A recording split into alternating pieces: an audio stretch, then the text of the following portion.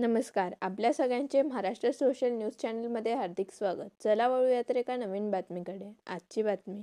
धुळे तालुक्यातील वडगाव परिसरात झालेल्या अतिवृष्टीमुळे शेती पिकांचे मोठे नुकसान झाले आहे. नदीला आलेल्या पुराचे पाणी शेतात शिरल्याने पाण्याच्या जोरदार प्रवाहात कपाशीची उभी पिके आडवी झाली आहेत. कपाशीला बोंडे लागलेली असतानाच पाऊस झाल्याने शेतकऱ्यांचे हाताचे पीक वाया गेले आहे.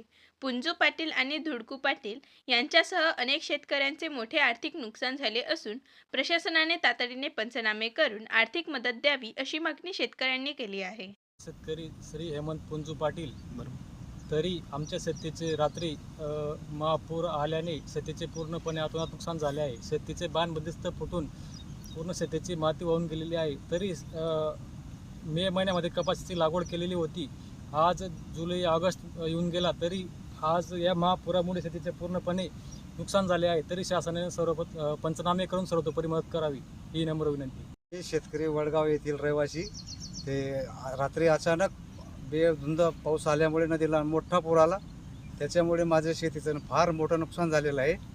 आणि मग आमच्या दोघं भावांकडे जेमतेम 38-39 क्षेत्र आहे. तेवढ्यावर आम्ही जीवन भागवतोय. ठिबक केलेली आहे. मे महिन्यात आमची लागवड झालेली आहे.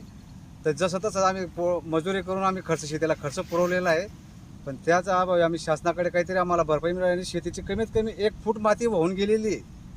एवढी नुकसान झालेली आहे. सगळा नदीचा बांध आम्ही 3 वेळा बांध बांधलेला आहे.